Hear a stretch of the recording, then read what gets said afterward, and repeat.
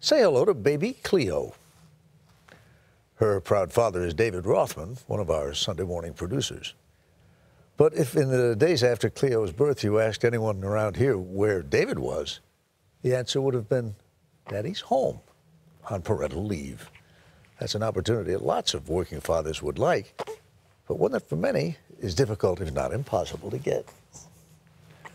Our cover story is reported now by Lee Cowan. Laney, turkey sandwich? Awesome. Scott Broderick may be the best one-handed sandwich maker around. You want me to do it? I got it. That bundle in his hand is the family's newly adopted son, Shay. Yell the dump truck coming through. I've got big, important things to do. When they brought him home last month, Scott decided to do something that most fathers in this country simply can't do. Okay. Yeah. Oh, this is what you want? He's staying home from work for 6 weeks. You're pretty predictable. So he can soak up plenty of father-son moments like this. He won't remember these times, but I certainly will. And yeah, it's been great bonding time for us. One for the money. His company, PricewaterhouseCoopers in Chicago, has a policy toward new fathers that is generous to say the least. That month and a half Scott's getting, it's all paid. So what do other dads tell you when you tell them how much time you got? Jaws hit the floor. It's an unbelievable policy and really rare for the father to be able to take 6 weeks off. According to the United Nations, 71 countries offer paid leave for new fathers, but the U.S. isn't one of them. The U.S. also lags behind in paid leave for mothers. In fact, we're one of only 2 countries in the world that doesn't offer it. The other is Papua New Guinea. If that sounds like a joke, that's because some think it's become one. Just us and Papua New Guinea. That's as unlikely a pairing as Sofia Vergara and Reese Witherspoon. Separately, great. But if it's just the 2 of them with no one else, it makes you feel like one of them has taken her eye off the ball. There have been some changes on the issue. In 1993, President Clinton signed into law the Family and Medical Leave Act, or FMLA. It grants up to 12 weeks of leave, but that's unpaid, and it's only offered to full-time workers at firms with 50 or more employees. They also have to have worked more than 1,200 hours in a 12-month period, which leaves an estimated 40% of other workers out of luck. Oh, God bless you. Mark Winarski, who works as a teacher in Connecticut for special needs kids, just had his second daughter, Hannah, last month. Although he was eligible to take leave under the FMLA, 12 weeks without a paycheck, he says, just wasn't realistic. Legally, I could have, but financially, there's no way we could have done that. There's no way. Instead, Mark had to stitch together his paternity leave. It's really, it comes down to vacation time for me, because... That's your only option. That's my only option, yeah. Hey, Grace, do you want to play? Yeah. He's taking all his paid vacation and sick days combined. Go! That will give him at least a few weeks at home with Hannah and his wife, Sarah. He did the same thing when their first daughter, Grace, was born. And he says it was worth every second.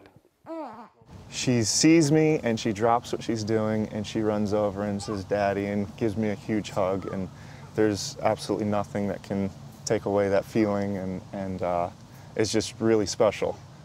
There is growing evidence to suggest that fathers who do take time off after their child's birth are more likely to be involved with the care of their kids over the long term. A Boston College study shows that most dads take an average of about 2 weeks. But there are many dads who worry that taking even that much time off might have adverse effects on their careers. There's still this stigma that men are breadwinners, that they have to be providing for their families and not necessarily caring for their children. Vicki Chabot is vice president of the nonprofit National Partnership for Women and Families. She says there's plenty of workplace pressure that makes it harder for dads to feel comfortable taking parental leave, whether it's paid or unpaid. Daniel Murphy, second baseman for the New York Mets, was roundly criticized last spring when he missed the first 2 games of the season because he took just 3 days of paternity leave after the birth of his son. Our culture needs to catch up to where people's lives are. and where fathers' and mothers' interests are in terms of a man's engagement in their household. Can Mommy see your smile this morning? It is, of course, moms who usually end up taking the bulk of family leave, but they too often end up using every vacation and sick day they have, if they have them at all. Iona Bennett hadn't worked at her company long enough to qualify for any leave before she got pregnant with her second son, Jacob. I was thinking that maybe if I'll get fired and when I have my baby, I won't have a job. To put a little extra in savings, she worked up until just 2 days before she gave birth. Even when I had him, I was so exhausted to the point where someone else had to lift my baby up and show him to me because I was so tired. I was so tired. Because you worked right up until the last... Right up until the last minute. Okay. Although her supervisor didn't have to, she held Iona's job. But Iona had to be back to work the following month. How hard was that? I mean... Very hard. What was the hardest part about it? The hardest part was leaving my baby with people that I rarely knew. After such a short amount of time? Yes. I didn't feel like I got to bond with them at all.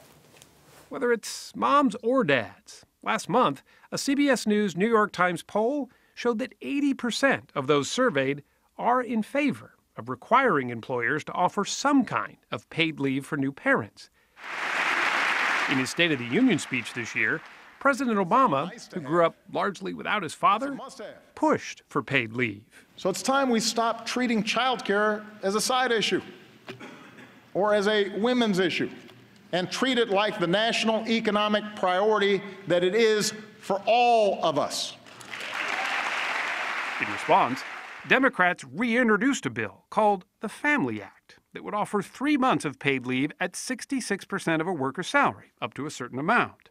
The question with paid leave is who's going to pay for it? Critics like Elizabeth Melito, senior executive counsel at the National Federation of Independent Business, say most employers already offer paid sick leave and vacation days. Requiring companies to offer more paid leave on top of that to take care of a new child is going to cost someone, somewhere. So they can't just pass it on to consumers. What is it going to mean? It's probably going to mean lower wages for the employees. So you're going to hurt the very people you're trying to help. It's robbing Peter to pay Paul. But proponents point to success at the state level. Many states are considering it, but California today did it. California passed the country's first paid leave law back in 2002, offering workers 6 weeks of paid leave at up to 55% of their wages. It's employee-funded through a payroll tax, not employer-funded. And so far, the majority of California employers, 91% in one study, reported that the law had either a positive or no noticeable effect on company profitability. It disproves sort of the sky is falling refrain that we always hear from organized business interests. New Jersey and Rhode Island have since followed California's lead, and Chabot says at least 18 other states had bills introduced for paid leave in the last legislative session.